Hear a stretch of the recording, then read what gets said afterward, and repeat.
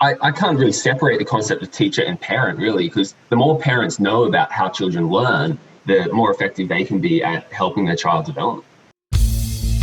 Hi, this is Liz Weaver, and you are listening to the Learning Success Podcast, an information-packed podcast with the latest news, information, and tips to help you overcome a learning difficulty. For anyone suffering from a reading difficulty, writing difficulty, a math difficulty, a focus problem, dyslexia, dyscalculia, dysgraphia, or ADHD, this is the place for you. The Learning Success Podcast is brought to you by learningsuccesssystem.com. Hello, and welcome to the Learning Success Podcast, where we learn to embrace your child's brilliance and unleash their true potential. I'm your host for today, Phil Weaver. Today we have Dr. Chris Drew. Dr. Drew completed his PhD in education in 2014 at the Australian Catholic University.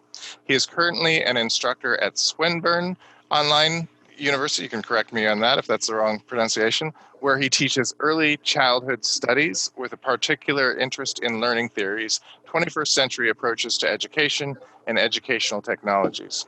He is the editor of the Journal of Learning Development in Higher Education, which is a journal focused on research into how to support university students through their studies. And he runs the blog helpfulprofessor.com. He initially started the blog to teach his students study notes, but it's now taken on a life of its own. He now writes on all sorts of teaching and learning topics. Welcome, Dr. Drew. Thank you for having me. That's fantastic. So this subject is really fascinating. We're going to talk today about the different types of play and play-based learning. So why don't we start off with, I know you've developed quite a list of types of play and defined it into different types. What was your motivation for defining so many types of play? What's the benefit of that? Well, primarily it was for my university students who, the entire blog that you and I kind of connected on was for my university students who sort of were, I teach 21st century learning to my early childhood study students, and they would consistently come and say to me, "Oh, Chris, you're assigning textbooks and journal articles that introduce these topics like play-based learning in really complex academic ways." So I thought I'll come up with a more easy to digest list of play-based learning approaches that my students could read and could use to sort of conceptualize play-based learning in new ways. One of the sort of challenges that I have with teaching my students is moving beyond the idea that play-based learning is good because it's fun to play-based learning has cognitive benefits and social benefits and a whole range of holistic benefits for children's learning. And when you look at different approaches to play-based learning, you'll see that there's different benefits and different weaknesses of each different approach. Different approaches might be better for different children in different circumstances, at different stages in their life or different stages in what they're trying to learn. So these 17 different types of play-based learning, 6 of them are from Parton, who came up with her stages of play, and then the others are ones that have sort of been introduced by different theorists over time. Okay, great. So, and who are your students that you teach online university, and so who are our students? Yeah, so my students, it's based in Melbourne, Australia. They're all early childhood studies students. A few of them are studying to be sort of elementary school teachers, but mostly early childhood studies students. Most of them are actually something you sort of pick up on online teaching, is most of them are mature age students, so in their late 20s into their 30s and 40s. A lot of them actually very, very well versed in teaching theory, because a lot of them are educators themselves and have been educators in early childhood settings, and they're sort of just trying to upskill themselves. Okay, so it makes for some very interesting discussions in our online classes, because yeah, go ahead. No, go ahead. Well, I was just saying, because they're all incredibly, they're not starting from nothing.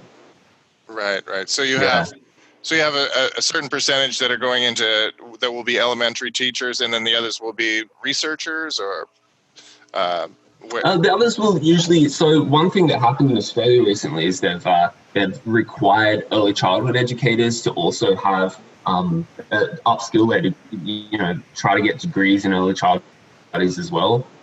Because of the focus on, the years, ages 2 to 5 is so vital for, a strong foundation for learning. I see. So is that something new in Australia that they're... It's quite recent. Yeah, maybe last 7 or 8 years. I see. Okay. So, so how is this information obviously, how does it help teachers? Are there, how does it help them in the classroom? Well,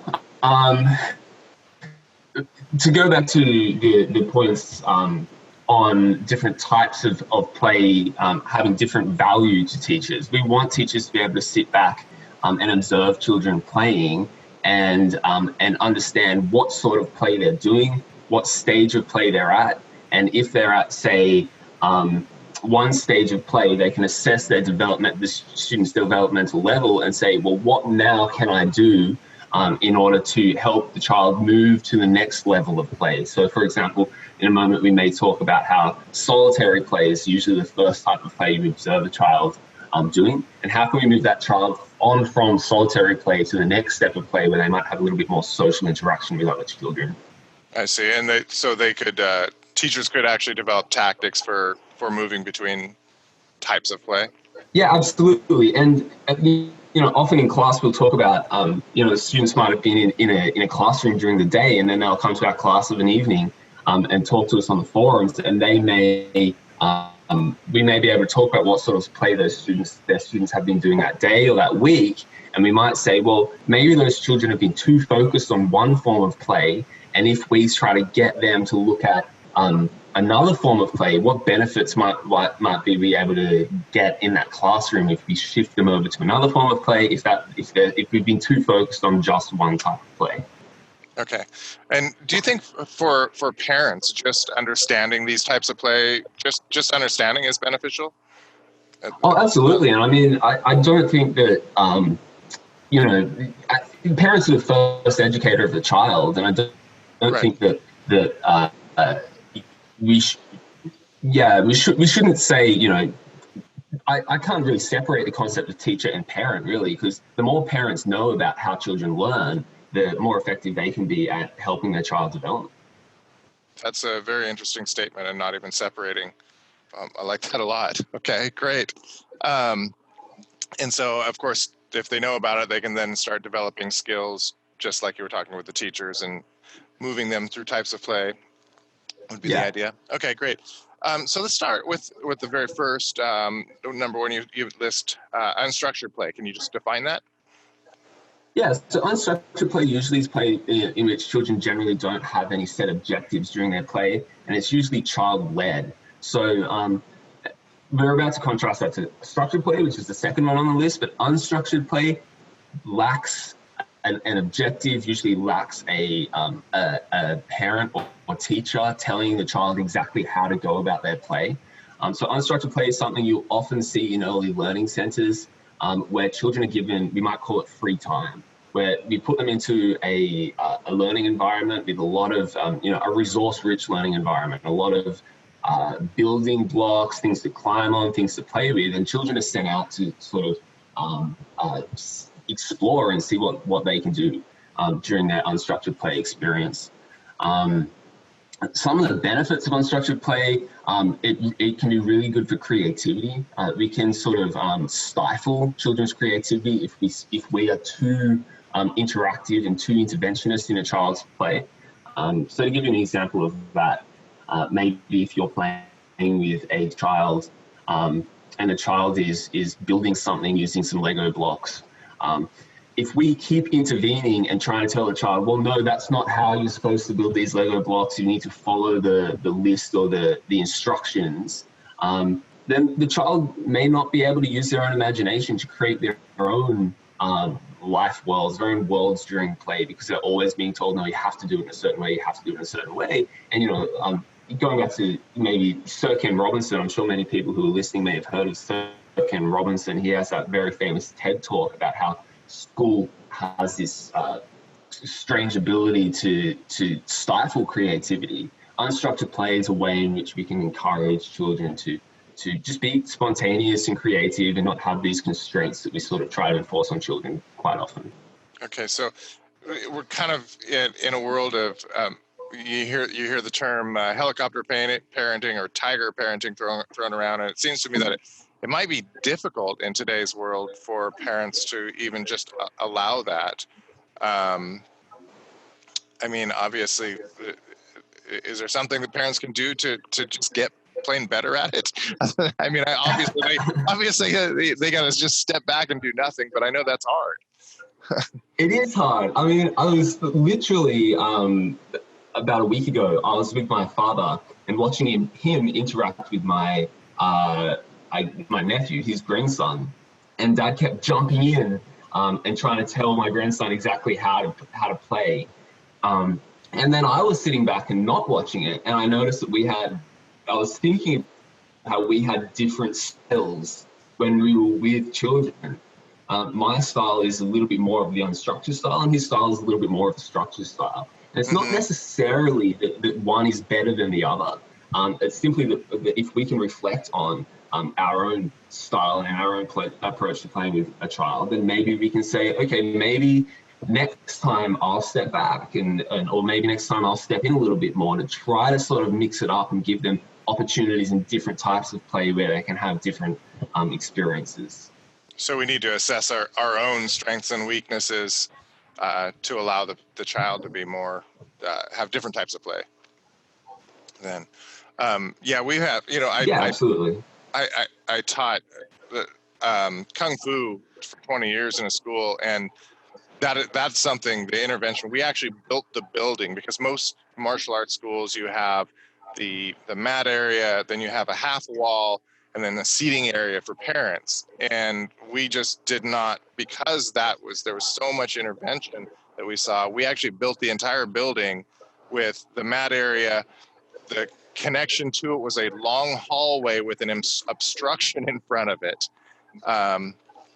Because parents, they just couldn't help but in trying to instruct their kids from the sidelines. And I know that's, you see that in baseball, sports and that sort of thing. So it seems to me like it's a real skill that parents have got to develop. Yeah, and I mean, later on in the list, there's one called risky play, which again, my favorite. We can talk about later. But oftentimes we'll try to intervene in order to prevent your child from hurting themselves or prevent your child from taking risks. And maybe, I don't want to sort of interrupt that discussion later on, but that may be a reason why we don't like unstructured play as well. I see. Yeah. Okay. Yeah.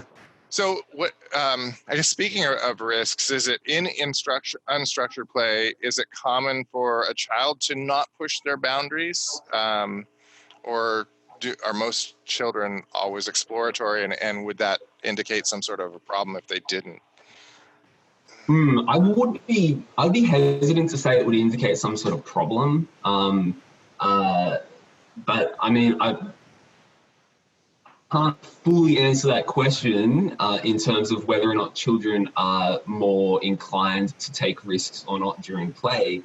One thing I would say though is that as an educator, or personally as an educator, I would like to encourage children to take risks because it helps children to develop certain skills that are really necessary in the 21st century.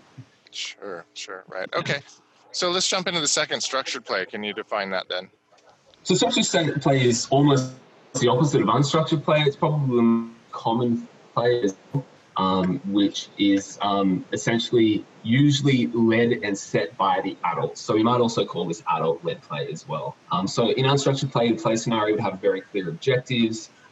It may adhere to curriculum requirements, and that's one of the reasons why we'll very commonly see structured play is that that we as educators need to follow a set curriculum that's been given to us by our governing bodies.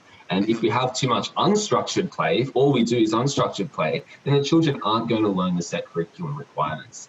Another really common and positive reason why we do need structured play is that parents stepping in, or adults, teachers stepping in and stimulating children to think about certain things during their play scenario is necessary, and would often call where a teacher would observe a child playing, teachable moment, the child might be playing with some marbles or some beads, and a teacher might see a teachable moment to talk about or any sort of, whatever the child's at, and they'll jump in and use that opportunity to teach the child something new. So structured play, we'd like to think of it as usually the teacher having a goal about going into the play scenario, and then the teacher will use their language and use their modeling to help push that play scenario to a certain end goal. Examples might be anything from any real lesson in which involves play and discovery learning, and that has a set objective at the end of it, or even things like board games, or playing a game of memory. It has structure, it has purpose, it has rules, which is very different from unstructured play, where children are sort of just running around and doing what they want with the environment. Great. So following rules is obviously one of the benefits. What else? What other benefits are they going to have? Okay, so another benefit may be teamwork, for example. Okay. And I'll probably touch on this later on as well. But when we have structured play where children are given roles within the team, they learn sort of compromise and to collaborate with other children, which would probably be more observable during a structured play environment than an unstructured play environment. Okay, great. I know in a lot of children with specific learning disabilities, one thing that always comes up is a problem following multi-step instructions. So is this something that you would be highly beneficial for that then? Yeah, and the next one which would be guided play in the next step would be something that an educator would it would come in during guided play with this breaking play sessions up into chunks. Okay. To help children to be more to sort of follow it. Yeah. Okay, so let's jump into guided play then. What's the difference between the structured and the guided? Okay, so guided play was actually a concept that the researchers came up with when they were talking about the sort of the challenge between structured and unstructured play, and where unstructured play has some huge benefits for creativity, but structured play is obviously necessary if we want to take sort of a social constructivist approach, where we believe that educators have a role in progressing children's development. Guided play was sort of theorized as this between structured play and unstructured play, where the children will lead and direct the play scenario, yet adults follow along with the child, get involved in the play situation, and during the play ask questions, provide prompts and suggestions to help stimulate learning. So its difference from structured play is that it is child-led, yet it still has an adult intervening.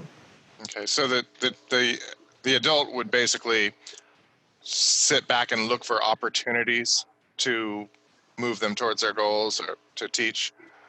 Yes, absolutely. So the most common thing that we would usually see here is the concept of scaffolding, the adult observing the child's developmental level. They may even sit back for the first 5 or 10 minutes of play, and then they'll step in and they'll start trying to sort of nudge the child in certain directions to sort of stimulate further thinking or deeper thinking about the topic. Okay.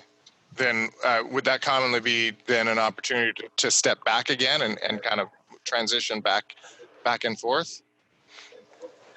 Yeah, often. So, for example, in the Montessori approach to education, I think many Montessori educators would often think they would be an ideal. I know that Montessori likes to sort of say the less intervention from a teacher, the better. But when we're sort of helping a child to sort of come to terms with a new idea, the teacher would often stand back, observe, maybe to come in and help the child with sort of stimulate some thinking. And then in the next lesson, they would introduce new materials based upon their observations. So that's sort of the Montessori teacher stepping in and stepping out, stepping in and stepping out, Okay. which we might consider to be guided play. I see. Okay, good. So mixing these is and having skills to mix them seems to be a benefit then. Yeah, absolutely. Okay. So what about unoccupied play then? Can you define that?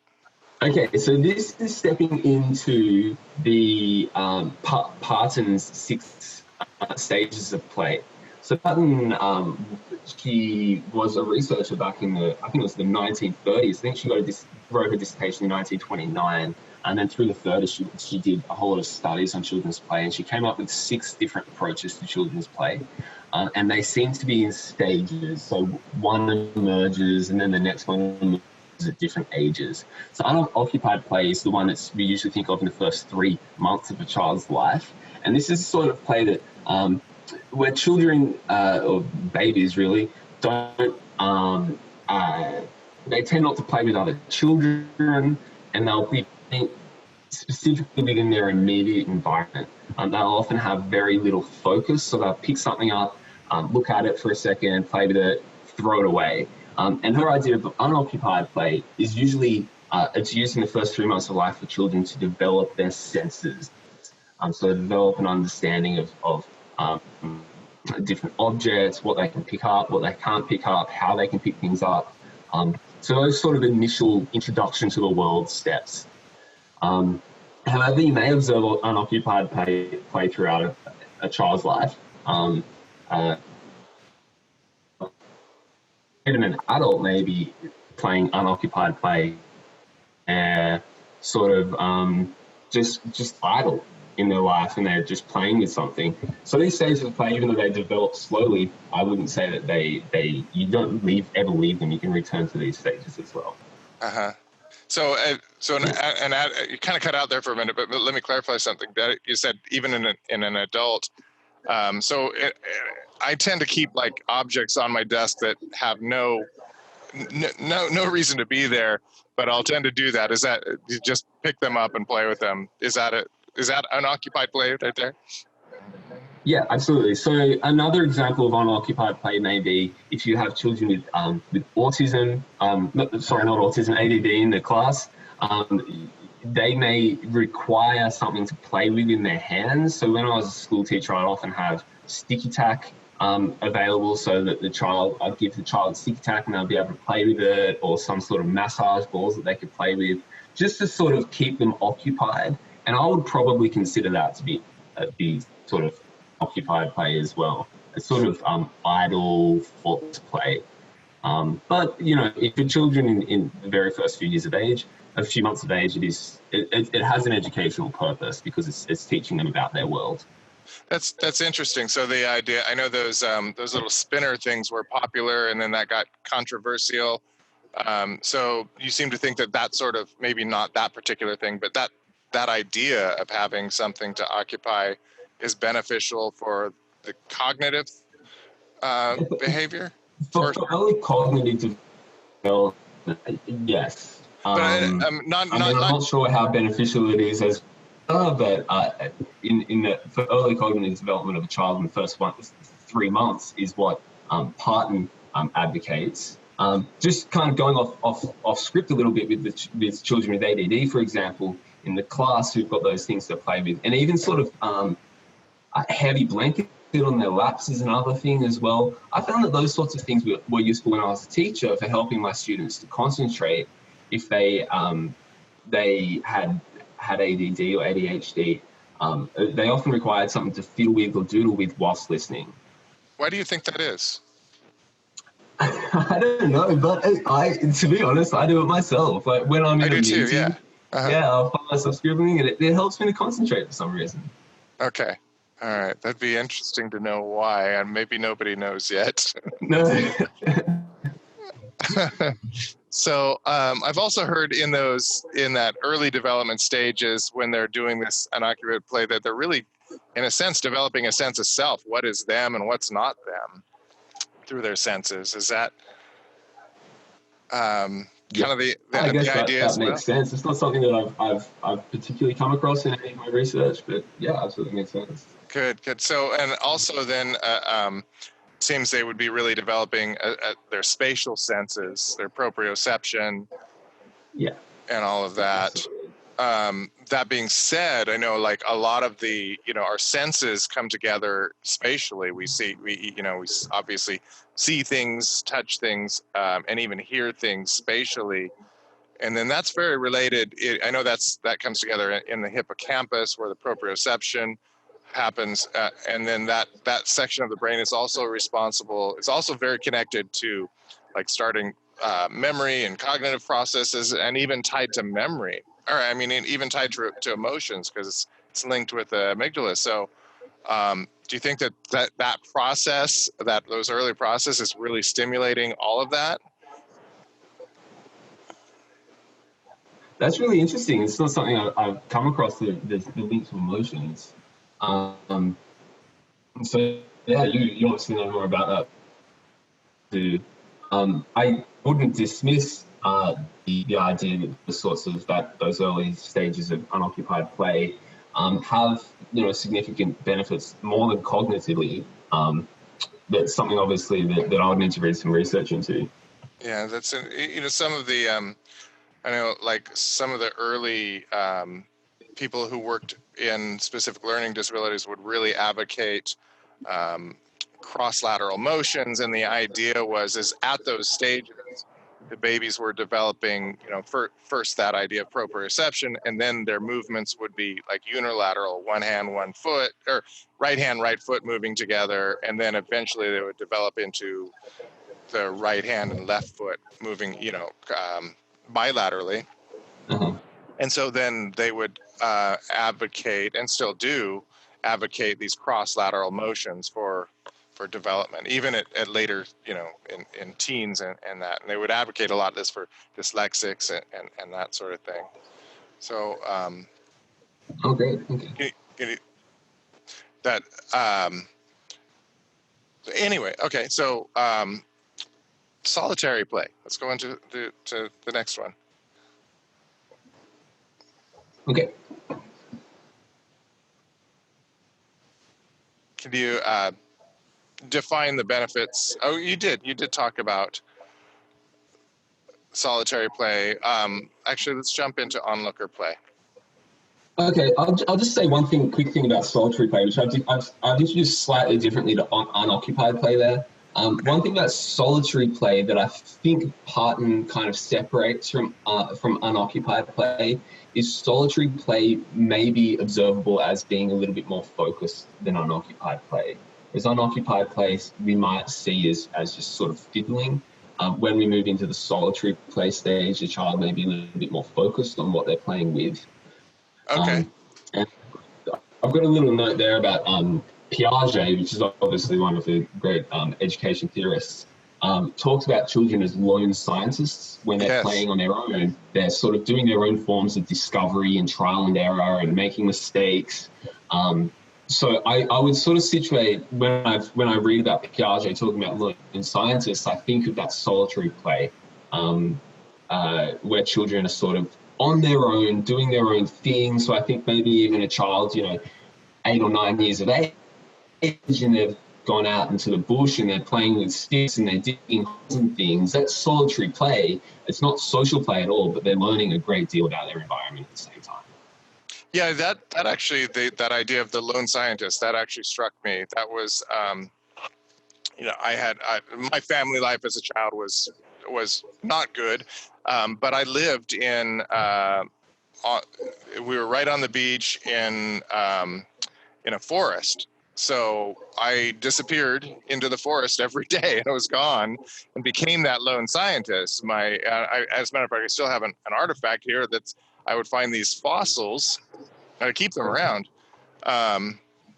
so that's where I started, was the lone scientist digging in the dirt, and actually figured out how to find fossils. And then that led my interest into other forms of science, chemistry and physics and that sort of thing. So it seems to me that lone scientist could really have some amazing benefits. It guided me. Yeah, and I remember reading an article a few years ago now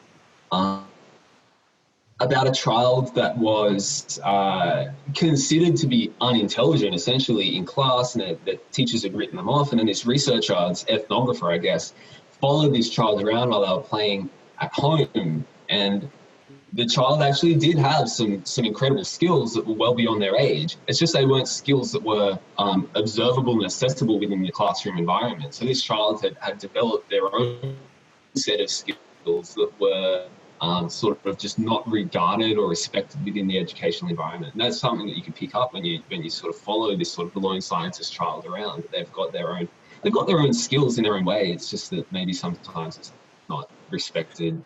Yeah, I can seriously relate with that. As in the first grade, I had social anxiety and was accustomed to just being that lone scientist. And I was put in remedial classes and what happened is one day there was, I was looking over the shoulder of a friend at it, the teacher was praising him for his math test, and I was solving the problems in my head.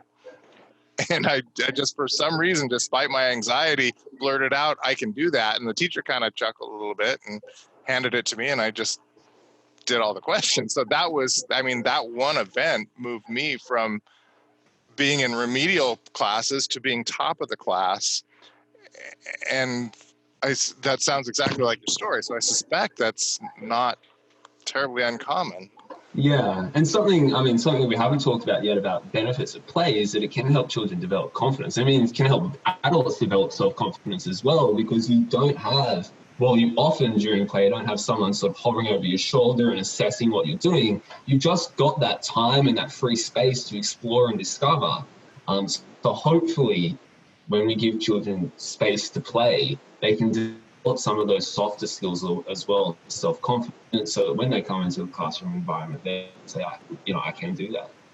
I wonder if that confidence, that self-confidence that you might develop, like different types of self-confidence, in that story that I was telling, I was confident to wander around in the forest and swing from trees and do all that, but very anxiety in there. Could one form of confidence then translate into maybe the other? Yeah, that's a good question. Okay.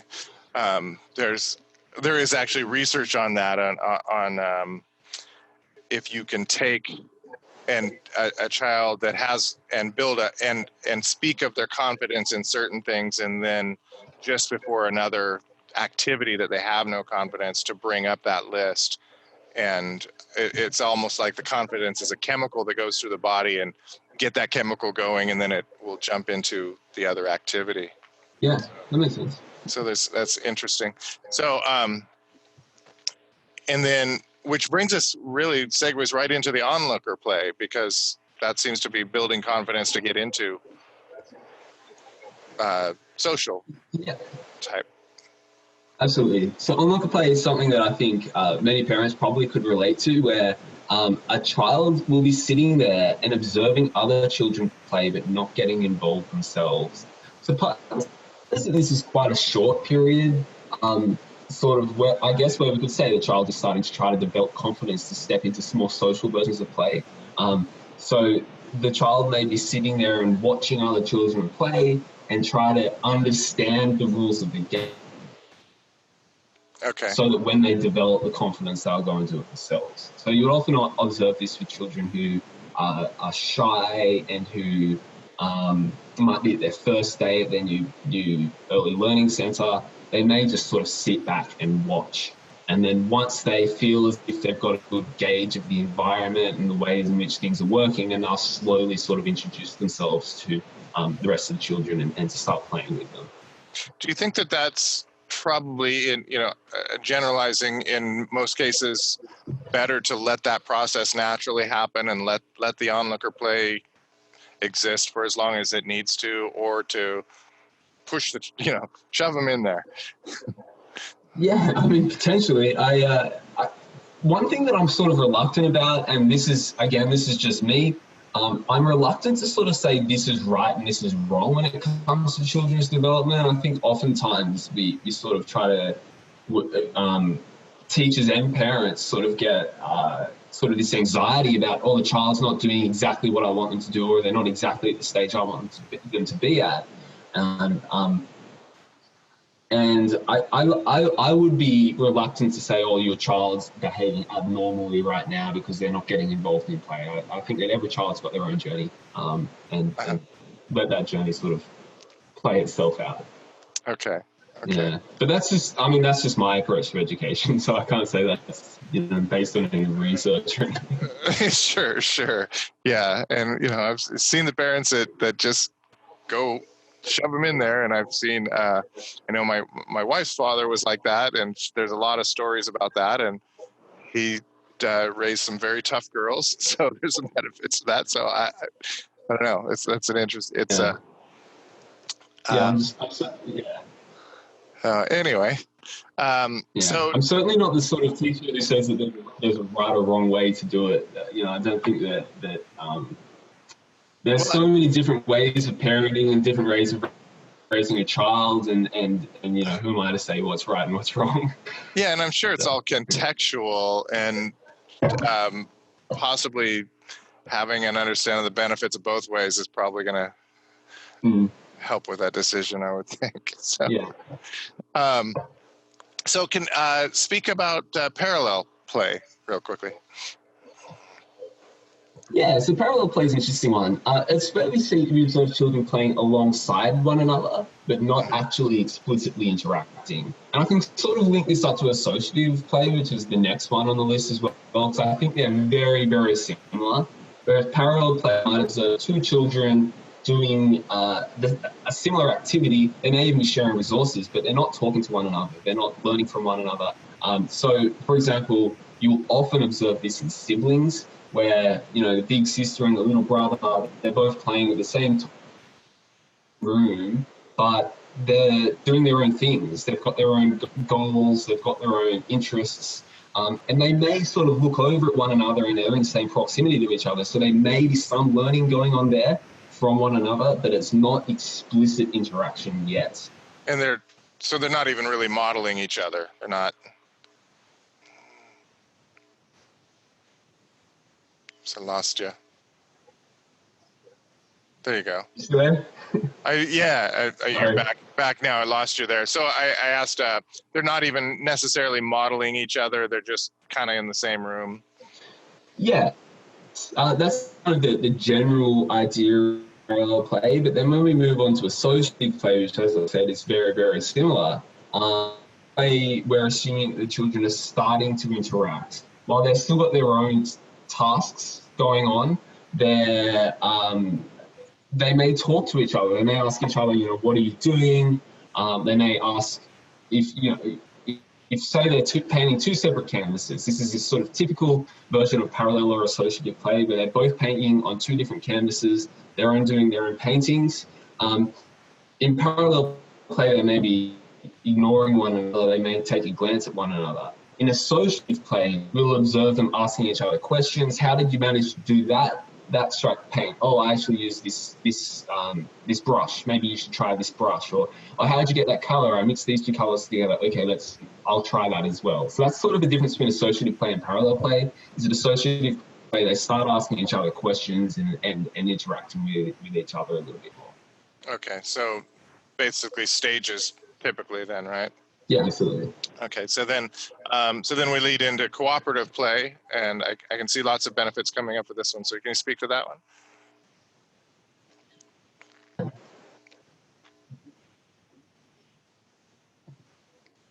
Yeah, so sorry, I just lost you a little bit.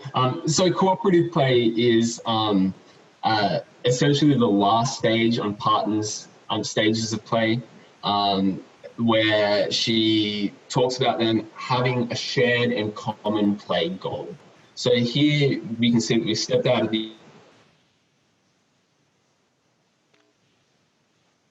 it's the same game that they're playing.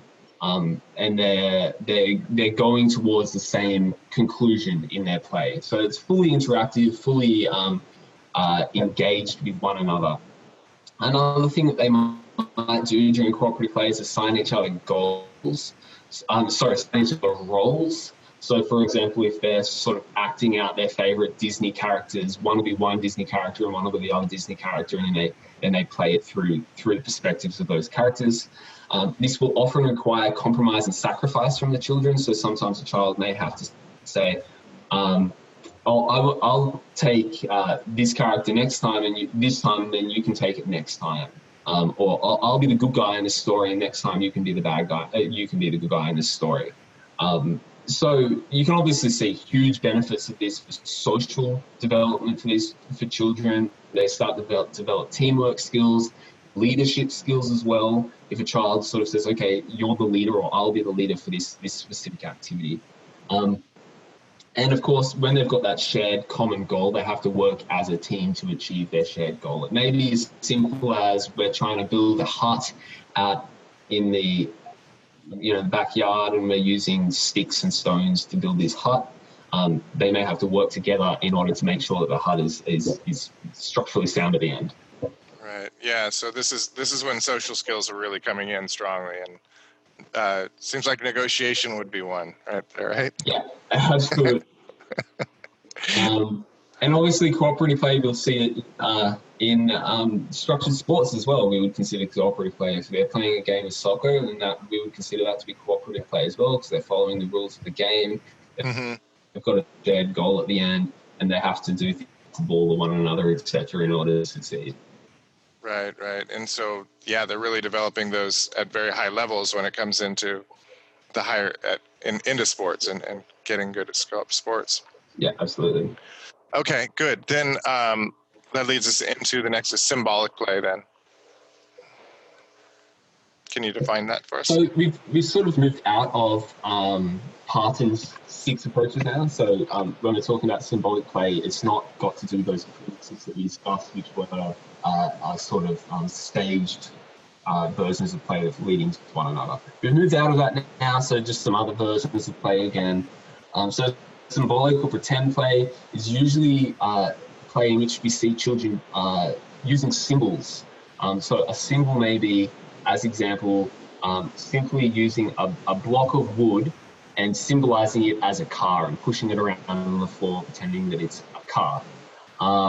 Or another symbol might be pretending to drink coffee, like mum and dad are drinking coffee, but they've got just a plastic cup that they're pretending to drink out of, so they're having tea party, for example. So symbolic play, one of its cognitive developments is we can observe children when they're moving into the symbolic play stage. They've got the capacity to substitute one object for another object in their minds. So it's this sort of emerging new cognitive abilities that we can see when children are using symbolic play. So often in early learning centres, educators or the educators in the centre will be watching for the use of symbolic play, and you'll often see in sort of, if you get a report card at the end of the term at the early learning centre, it's something you'll often see that the educator has written down as a new development for the child and a positive development in those early years. Okay, so is the fact that kids will play with their Christmas boxes more than the toys a good sign that they're... Well, it's a sign if you want to save a bit of money, you can buy something cheap but in a big box. But it's also a type of play that is really important for when they're moving up into some of those higher mathematical skills as well, because this being able to substitute numbers for symbols is literally algebra. So it's this symbolism is something you'll see repeatedly throughout a curriculum all the way up into high school. In stories, for example, we want children to be able to use metaphors in their stories and allegory in stories. So symbolism is, of course, very important for mathematics and language and all sorts of different things in the future. Yeah. We're basically abstraction machines. not even algebra, but starting off at basic math, just a number represents a quantity of things. So that in itself is an abstraction, and just exactly. more higher and higher levels of abstraction. And of course, reading, letters or even combinations of letters representing phonemes, and then combinations of that is a higher level of abstraction into words that have meaning, and then story, and all the way up into the very high art forms, which are completely abstract, right? So it's interesting that often parents will sort of say to their educator, they'll say, I'm worried that I'm not seeing my child develop. But if we sort of think about these things like symbolism, and then we observe our children play, we actually can see our children are developing in ways that sometimes we may not be able to, initially observe. But when we think about some of these sort of forms of play, and then we apply them when we observe our child playing, we can go, I can actually see my child developing week on week. I see. Yeah, totally. So it seems like this is just a really, really important thing, is developing this at the early stages and allowing that symbolic play. I know like kids are attracted to like cartoons.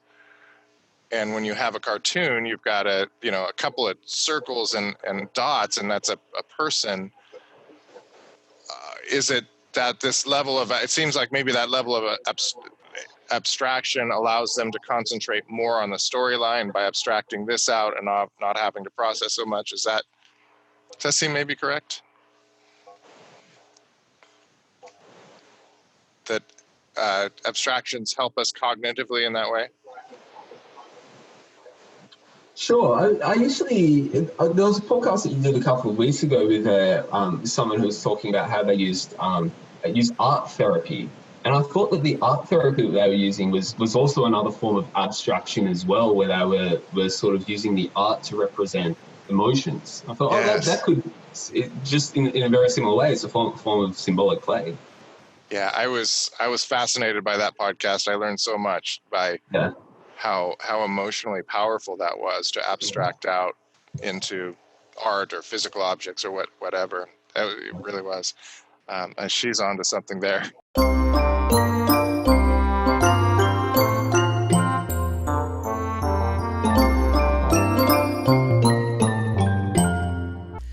Do you have a smart child who is struggling in school? Are you feeling overwhelmed? Do you feel like the struggle is holding your child back from their true potential? Maybe the anxiety and worry over your child's future just beats you down every day. You don't have to live that way. Learn how to stop a learning disability from becoming a life disability. A child with a learning disability is stressful for the child and the parent. The disability may be eroding their confidence and shattering their self-esteem. Other people may perceive your child as unintelligent and antisocial. If not addressed and fixed early, the child may develop permanent challenges later in life when looking for a good job or meeting a potential spouse. Our current school system does not know how to properly help our children, but at Learning Success, we do. We've created a system you can easily do at home with your child. And with just 15 minutes per day after school with your child, you can save them from a life of struggle and heartbreak. Learn how to unleash your child's potential and embrace their true intelligence. As a special gift for being a loyal podcast listener, we're going to give you a free trial of the Learning Success system. Try it out absolutely free for 15 days. If it is not the perfect fit to help your child succeed in school and in life, just cancel before the trial ends and pay nothing. You even get to keep the free bonuses. Go to www.learningsuccesssystem.com/podcast to get your free trial now. You'll be so happy you did once you see the great grades your child is capable of getting. Imagine being so proud of your child when they bring home a great report card and hand it over with a beaming smile. Get your free trial now at www.learningsuccesssystem.com/podcast. You've got nothing to lose except the stress and anxiety that is holding you and your child down. I'll see you there.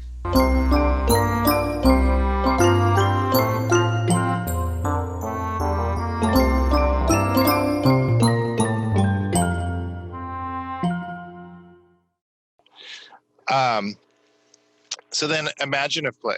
You want to define that for us? Yeah, sure. So this is one that we'll observe very often in children, from around about 4 years and up.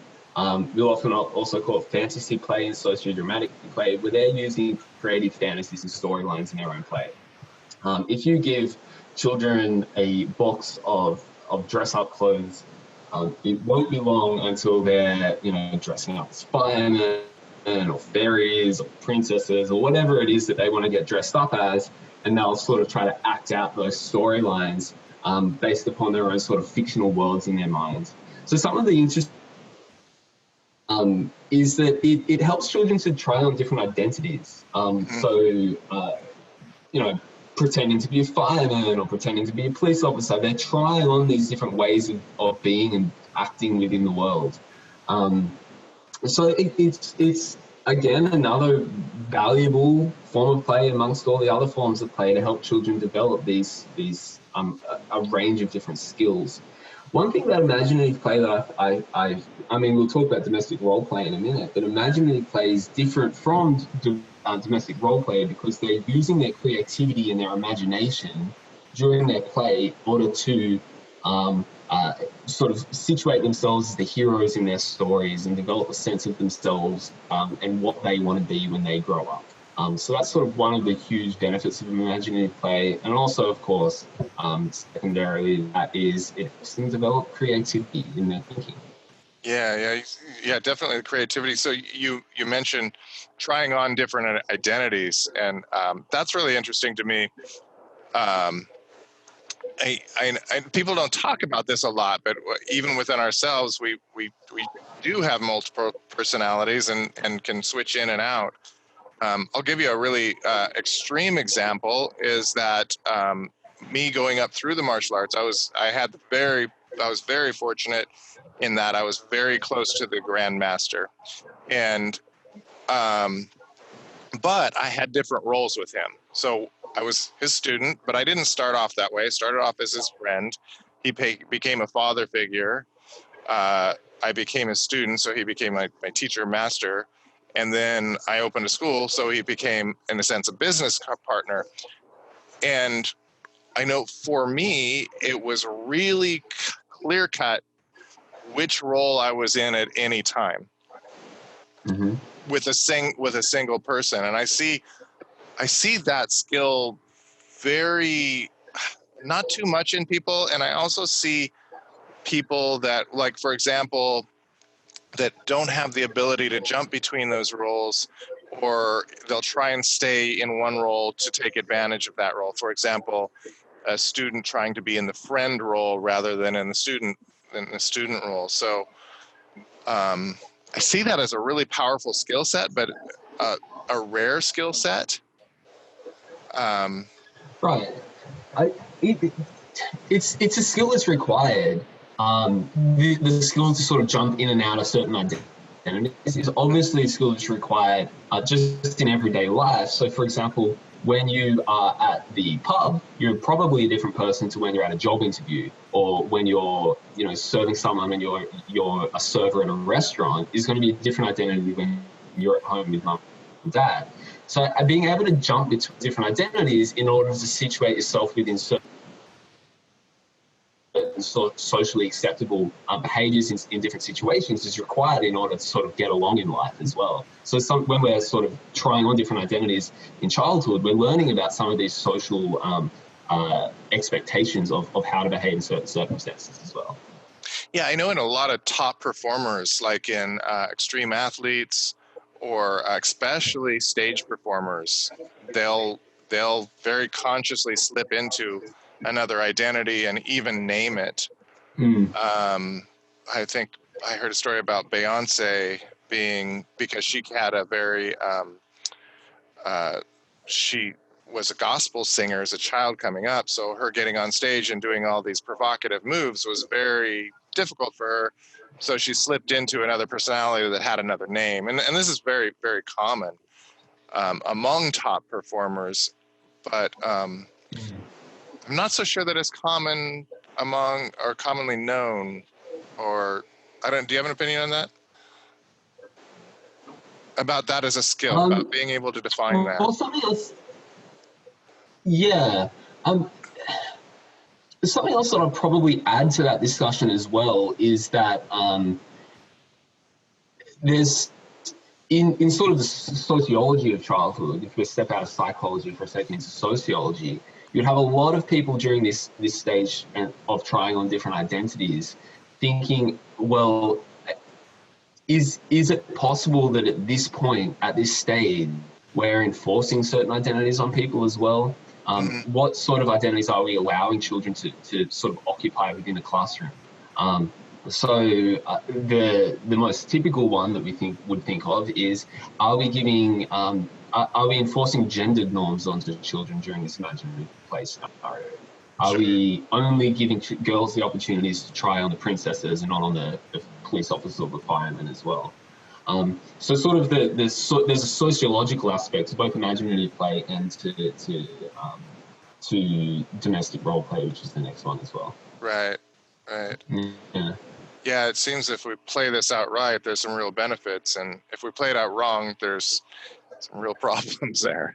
There was one experiment I saw where they took children and they gave them a difficult task. I think that the task was not actually possible to solve, but one set of children, they were the control group, just them, and then the second set, they told them, pretend you're this superhero.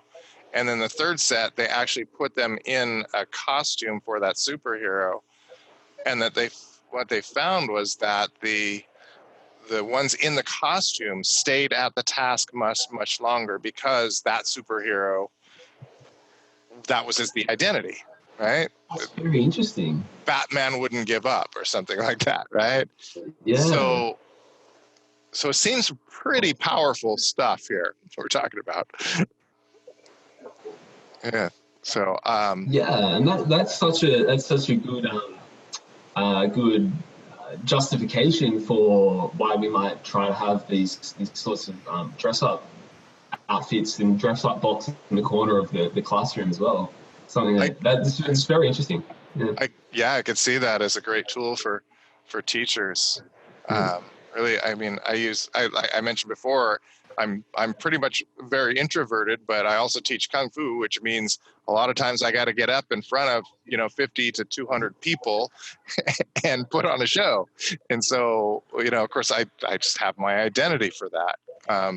So anyway, I'm a little bit passionate about this as a skill set. So, it's interesting to me, the imaginative play. And then, of course, that leads right into domestic role play. So you could touch on that a little bit. Yeah, so domestic role play is in a sense almost the opposite of imaginative play, where children are playing at tasks that are still within their domestic realm, for lack of a better word. So this is when they're practicing things like playing at housekeeping or cooking or doing yard work or pretending to be mum and dad. This sort of domestic role play may have a bit of an imaginative element in it, but it usually involves children mimicking people that are directly, in their life. Now, something that's really interesting about domestic role play is it tends to be observed in working class and middle class children. I'm not entirely sure why that is. I'm sorry, could you repeat that? So domestic role play tends to be observed in working class children more than middle class children. So we'll observe middle class children doing those imaginative role playing where they're pretending to be, heroes out there saving the world. whereas the working class children tend to more likely be observed doing domestic chores during their role play. Now, I don't know the reason behind this, but it may be a concern if we're trying to encourage creativity amongst working class children. So if you've got, say, the consequences for a teacher may be that if the teacher is in a working class environment, they're observing their children in their play not sort of being overly imaginative and creative to try to stimulate some more imagination during their play. But as I said, I don't know why that's the case. It's just that's what the research says. Yeah, that's interesting, and it's definitely something that I mean, it seems like tactics should be developed to open that up into the imaginative play more. Yeah. Very, very interesting. So yeah, we could. Okay, that's a pretty deep subject there, but we'll go on. Yeah. Digital play, also a very deep subject. Could you just briefly talk about the benefits and the problems of that? I know that's a whole podcast, several podcasts in itself. So let's. Yeah, I love the concept of digital play because it sort of challenges this idea that, I mean, that I'm not advocating one way or the other, but we've got this idea that playing on computers is bad for children and children should be out playing and not playing on computers. And then there's this concept of, well, what about digital play? Are children actually playing whilst they're on their computers, whilst they're on their devices? So what skills are being developed whilst children are playing on the devices? Are they developing multitasking skills if they've got to do many different things in a short period of time in order to pass the level in their game? Are they developing time management skills? Are they developing skills in reacting very quickly to new things that are popping up in their games? Do they have to work in teams whilst playing games on their devices? They may also have to develop very fine motor skills if they need to use their mouse to sort of click in a certain direction in a very fast period of time, or press certain buttons, a combination of buttons to achieve a certain move in their game. So digital play as a concept is there to challenge our assumptions that when children are on their devices, they are being idle and not learning. Now, of course, I would also offer the counterpoint to that is that too much time playing on the device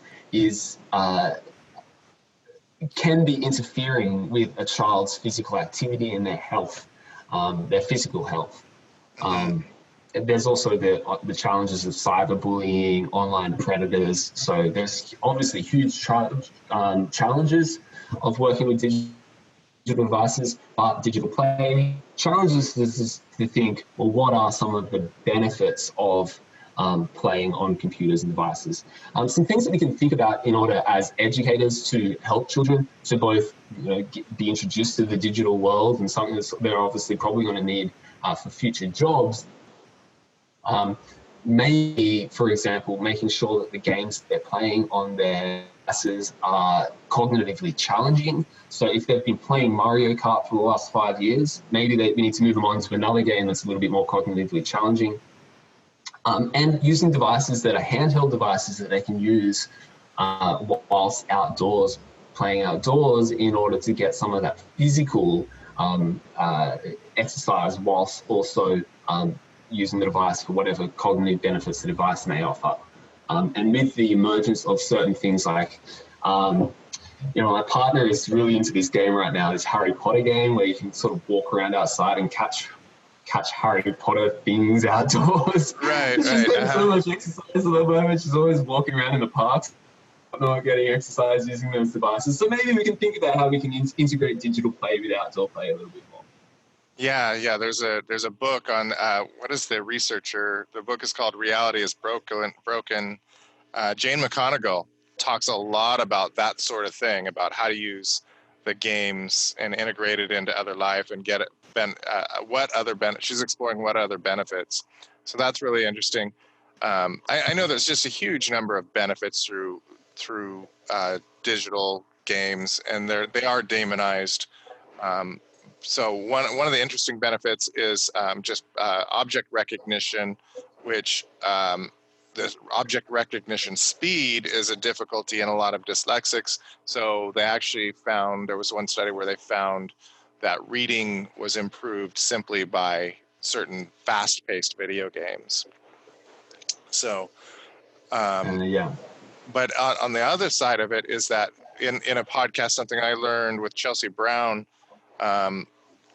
she talked about the fact that because video games have all of these addictive qualities, you get these rewards, whatever they may be, your points or whatever, that one problem, which is not so obvious, is that kids can get used to learning in that very high dopamine environment. And they're not getting that in the classroom. So they get addicted to that type of learning, and then they're going to lose focus in the classroom because of that. So I thought that was interesting. I absolutely relate to that. Yeah, that's having not read any research on that, but from your description just then, I can say, wow, that really makes sense to me. Yeah. That lack of concentration with young children who are spending so much time on those highly addictive games. Yeah. Yeah. Just one or two other things that I could probably introduce just in this digital play discussion. One thing that we often have fears about adults is children's play on computers and on their phones or whatever may be antisocial. One really interesting thing that I read in a book, I think it's called It's Complicated, was a researcher who looked at the ways in which children use their devices, and she went into adolescence as well, and the ways in which adults use their devices. And essentially her finding was adolescents especially use their devices in ways that appear to be far more social and positive than the ways in which adults use their devices. And her challenge was, how are we modeling device use to children? So children or adolescents will often be using their devices to socialize with their friends, to organize meetups, to share photos, whereas the adults would be using the devices often simply to work whilst sitting check emails whilst sitting at the at the dinner table.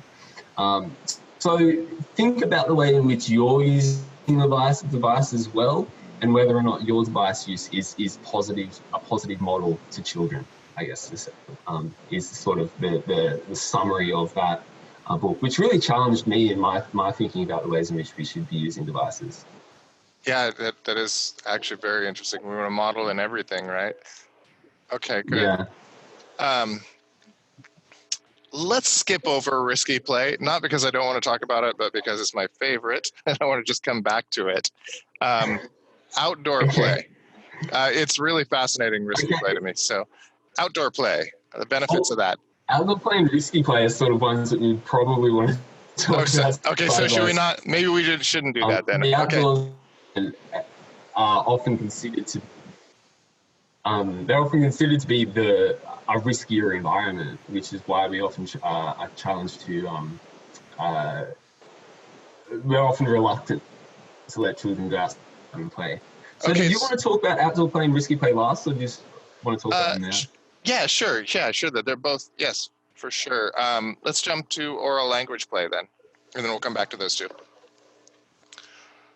Okay, oral language play.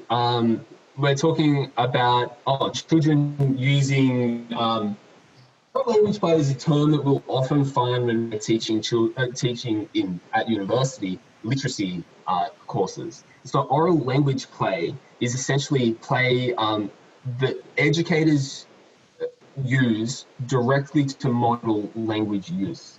And the concept within oral language play is that play is an opportunity, or one of the best opportunities, to develop language and communication skills.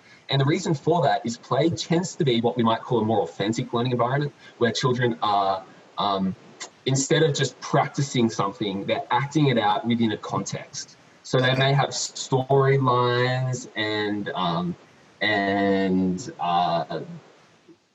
events within their games that they need to act out. They may have a certain role that they need to take.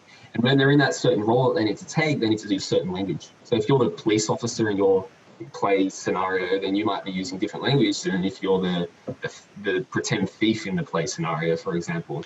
Oh, interesting. Another reason why oral language play is important, is valuable, is that during play, children hear other children using these words and these new phrases, and they'll pick up on those new phrases whilst they're playing with other children. So during play, the other child in the play scenario is the child's educator in a sense. They're learning from one another. One other thing I might quickly say about oral language play is I tend to encourage my students at the university when they go out into their early learning centres usually, or into their classrooms, try to model words during play. It's as simple as when a child's first developing new phrases such as open and close. When you're opening and closing the door during play, use that word open, close, whilst opening and closing things, so they start to associate words with certain actions. So yeah, language and play are deeply interconnected. Yeah. Okay. So I know, like it's been talked about in dyslexia that there may be a deficiency in Broca's area, which is and Wernicke's area, which is the language centers. So is emphasizing oral play, is that going to have a neurodevelopment, a neurogenesis, and neuroplasticity effect on those? On that, do you think that if there's signs of maybe dyslexia, is that something that a parent should emphasize, and how would they do that? It's not a particular area in which I would sort of claim any expertise, unfortunately. Okay. But I would kind of go back to the very significant and robust research that claims that one of the reasons why you would want to be sort of that guide or that person who's intervening during a child's play is specifically so that language is encouraged. The language use is encouraged during play. Okay. Yeah. Okay. Great. Yeah. And did we jump over sensory? Oh, we did. Sensory play. Okay, sensory play. Again, this is another one that's quite simple and easy to sort of comprehend, which is essentially an educator trying to introduce sensory experiences during play, senses being taste, sight, and hearing. So as an educator, one thing that you may want to try out, especially in the early years, is introducing different sorts of sensory objects, smells, musical instruments even into the play experience, so that children can develop sort of holistically through all the different senses. So we might link this back to sort of multiple intelligence learning theories, where different children have different styles of learning. We're introducing their play, then we may be able to sort of get through to a child in whatever way that is most that they seem to be sort of drawn to the most. Okay, yeah, and I see like a lot of occupational therapists and in certain learning programs, again, that are remediation programs that integrating sensory with academics, such as, drawing spelling words in sand and that sort of thing. Yeah, absolutely. So, I mean, I'm obviously coming from an Australian perspective. That's one thing that we often do with our Indigenous children. Is that there tends to be, again, this is just going back to sort of some research findings, that the Indigenous children would often take benefit from going outdoors and playing outdoors in environments that they're much more familiar with, and sort of, learning their letters by using sensory experiences outdoors. And that just goes back to Indigenous ways of learning are often different to Western ways of learning. Yeah, I did find, I saw something many years ago in a documentary, and I can't find it again.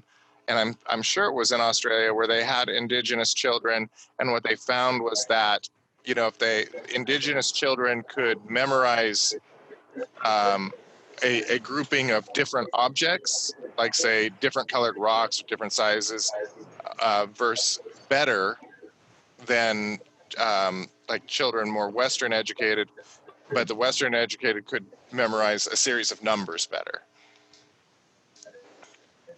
And yeah, and we would assume that would be somehow linked to their early experiences in life. That perhaps it's more valued within Indigenous culture to be spending more time connected to the environment, for example, because we know, especially for Indigenous Australians, I can't really speak for any other Indigenous groups. Is that for Indigenous Australians, we know that that's something they strongly value is their connection to the environment. So how can we bring that into our education, and especially our play-based learning?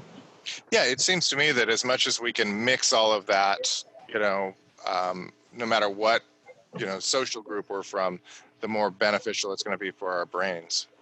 Yeah, absolutely. And that just links back to sort of the concept of multicultural classrooms, where we can get the best of all cultures and all different cultural ways of learning in the one classroom to help all children. Right. Is that multicultural classrooms? Is that something that's? Can you tell us about that? Oh yeah, okay, sure, no worries. Something we're talking about in class right now is in the first century, we're more likely to see much more culturally diverse classrooms. And different cultures have different approaches to early learning, and they have different backgrounds, different ways of thinking about the world. And how can we embrace that and utilize that within the classroom? So, if we have a child from a minority culture, maybe a child who's come from Vietnam or wherever it is, and they've come into a classroom where they're the only child from that culture in the classroom, they may actually have something interesting from their background or from their prior knowledge that they may be able to contribute to the class that may give us a new perspective or a broader perspective on the issue that we wouldn't have thought about if that child wasn't in the class in the first place. All right, so some interesting new teaching techniques are arising in this new world, huh? Yeah, exactly. And I'm sure there's much more to learn as sort of Western educators become more educated on a variety of different cultural approaches. Wow, that's fantastic. Okay, good. All right, risky play. Can you tell us about risky play? All right, let's do it. I too love this concept of risky play because it sort of challenges our initial assumptions or desires as a parent. Often as parents, we want to impose safety upon our children for obvious reasons. We want our children to be safe. As educators as well, we're increasingly aware of safety requirements due to sort of new laws being introduced, especially through the 1990s and 2000s, around making sure that it's our obligation to make sure that the children now are safe. There is the concern, though, that this new sort of paradigm of thinking about safety first may have sort of gone too far, and that by being overly safe, we are preventing our children from coming across the physical, all sorts of different challenges that they would have been able to come across prior to this sort of paradigm of safety first. Some of the benefits of taking risks as a child is if the child goes, let's say a child is outside climbing a tree. That's kind of the cliche, obvious one to talk about. If we allow the child to do that, what benefits are they going to get out of that? Maybe they'll develop confidence, self-confidence, from seeing a risk, seeing a challenge and achieving and overcoming that challenge. By overcoming that challenge, they've developed self-confidence. They may also be extending their capabilities, physical capabilities, whilst climbing that tree because they're trying out new ways of using their body that they hadn't tried out before. If we restrict the child from doing that, then we've denied them of an opportunity to develop self-confidence, to try out new ways of using their body. And we may also be restricting their self-regulate and identify risks and assess risks. If it's constantly the adult who is assessing the risk and not the child doesn't develop the skill of risk assessment, which in later years is obviously a terrible thing for a child not to have, because a child at some point in their life is going to have to be able to make risks. and without an adult hovering over their shoulder. So one thing that I like to think about is what is the worst case scenario in this situation? And if the worst case scenario in this situation is a grazed knee or some temporary pain that'll go away within 24 hours, is that really that bad? When the best thing that can happen is a huge cognitive jump for that child, or a huge physical jump for that child, or a huge psychological jump for that child, that they've developed these new skills. So the concept of risky play just challenges parents and educators to stand back and think. I think especially parents, because I think unfortunately educators are quite sort of constrained, that they do have to be very, very conservative because it's their job. It's written into their job that they need to be conservative. It's not their child. They need to protect the child in many ways. Right. But for parents, have a think.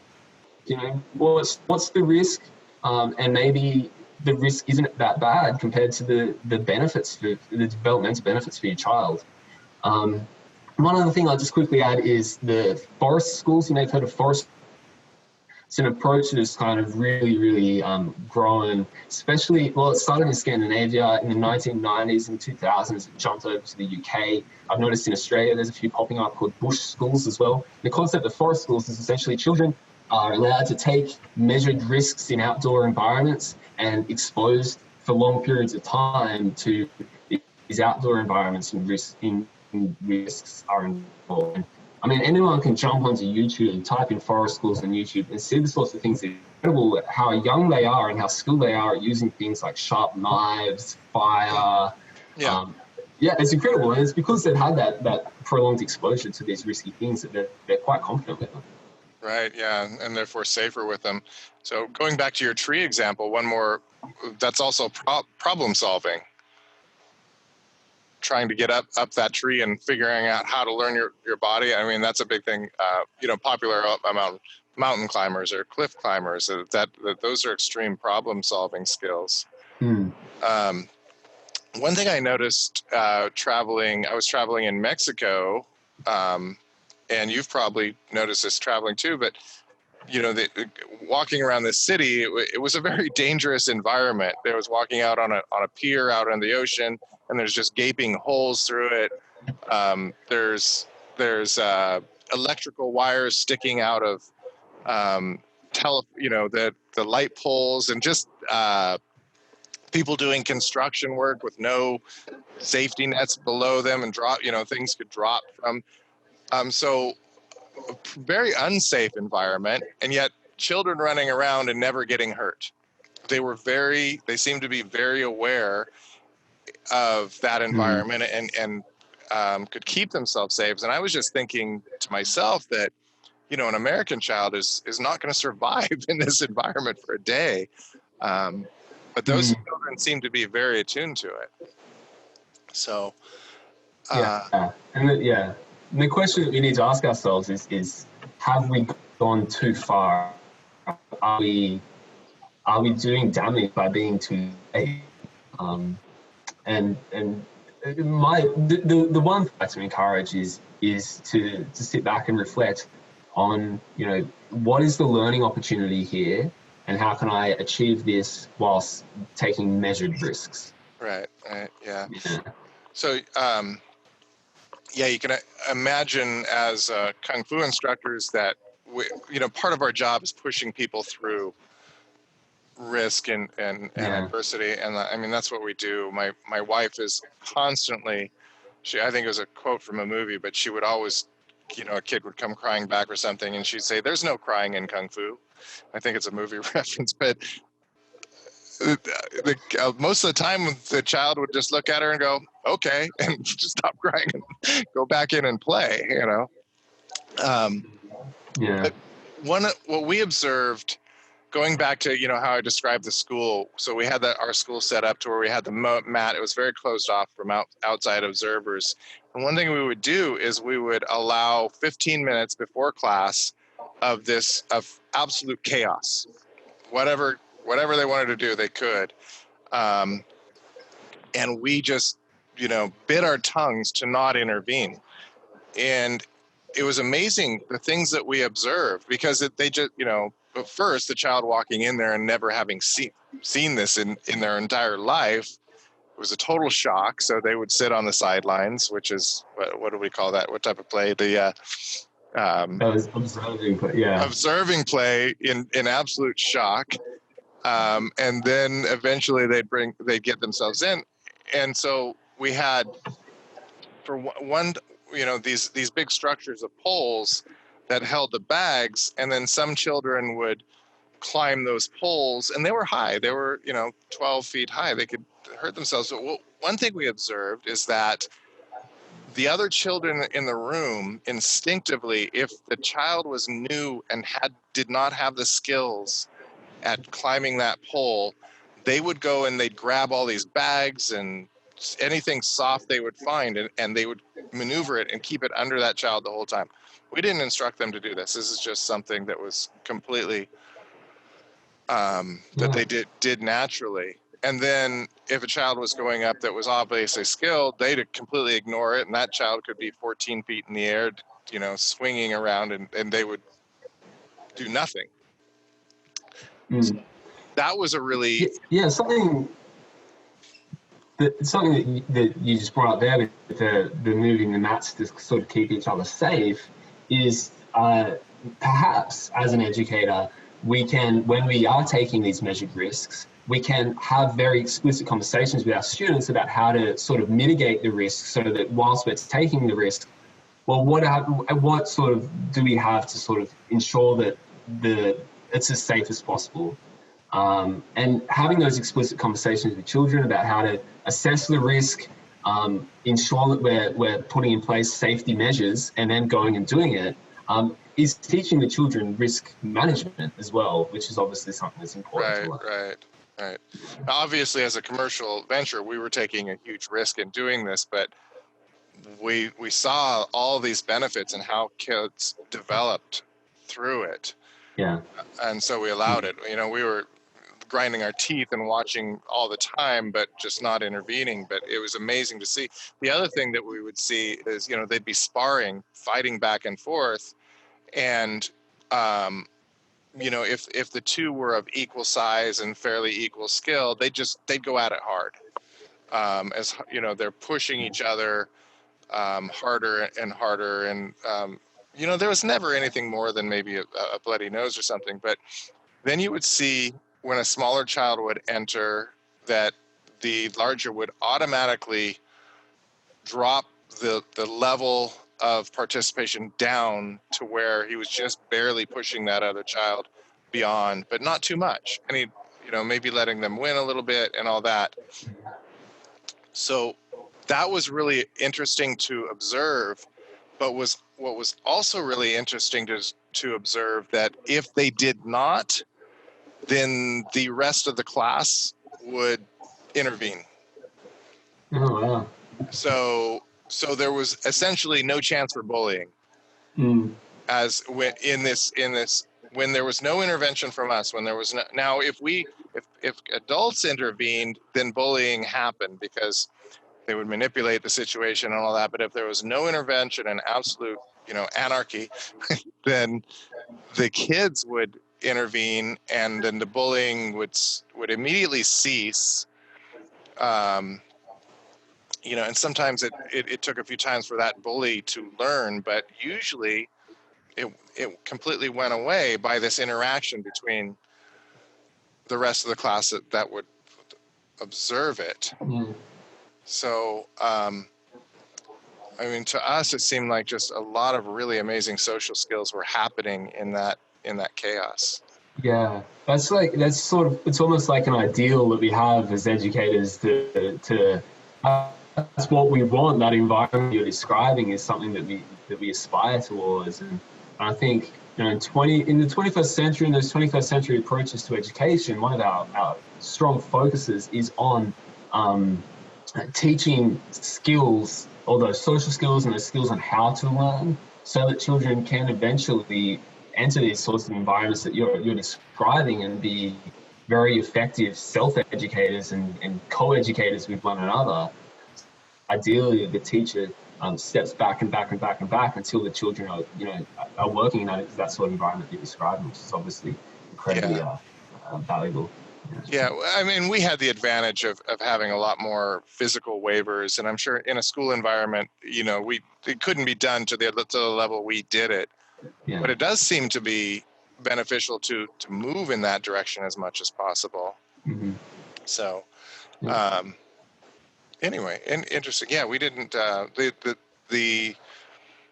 the fact that bullying itself, and bullying is such a big problem, that the bullying absolutely disappeared in that environment without intervention, we found just fascinating. Mm. Yeah. So, anyway, so yeah, as you say, play is serious work, isn't it?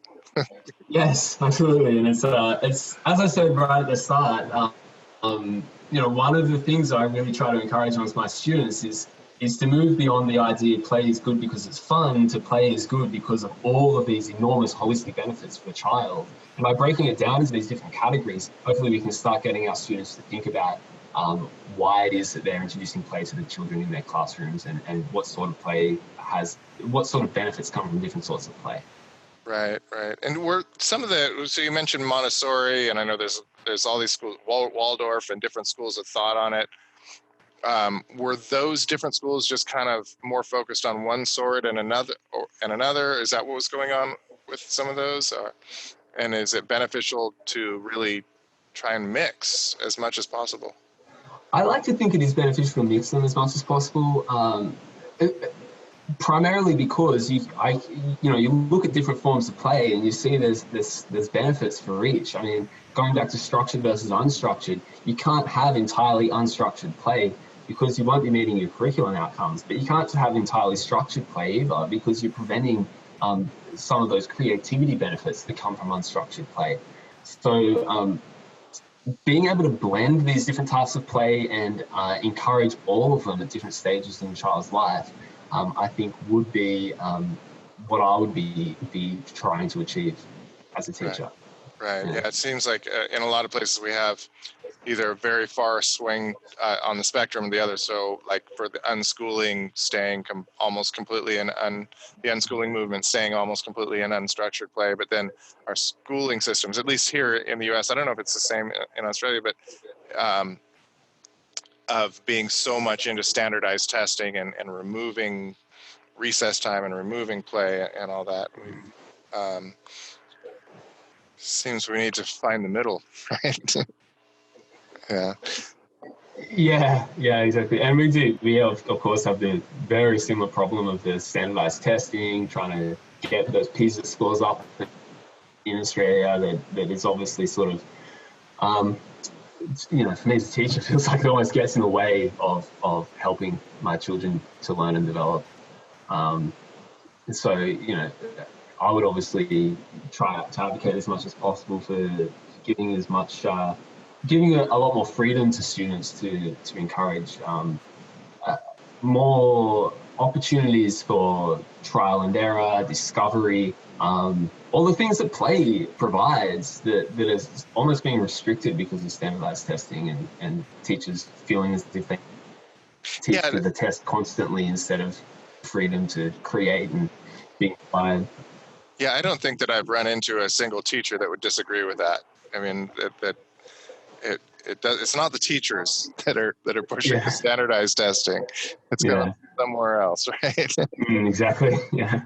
So but those on the fronts that see what helps, and they're not pushing it. So, is there anything we have not covered that is important that we should? I think that we've done a pretty thorough job of this play-based learning discussion, Phil. Okay, very good. Yeah. Then so you've got your blog. Is that the best place for people to contact you, or just to find more information? Yeah, so my blog's obviously more for university students, but it does obviously, because I'm teaching early childhood studies, there's a lot of content on there on things like play-based learning and education. And on my About page, you'll obviously be able to catch my email address if you want to get in touch in the future. Yeah. Very good. Well, I certainly find your blog fascinating. So I think parents will, and just about the whole process of learning is fascinating to me. So thank you very much. This has been really an awesome discussion. I've learned a lot from this and your blog. So thanks very much for coming on. Thank you for listening to the Learning Success Podcast. We hope you enjoyed it. We also hope you have learned something useful, something that you can take back and improve your life with today. If you would like to say thank you, the best way for you to do that is to share this podcast with a friend. Help us help others along this journey. And if you haven't already, please rate and comment on the podcast. Every rating helps us and helps this podcast get out to more people. We appreciate it, and we appreciate you. Thank you again, and make today a great day. No one should have to live with a learning difficulty.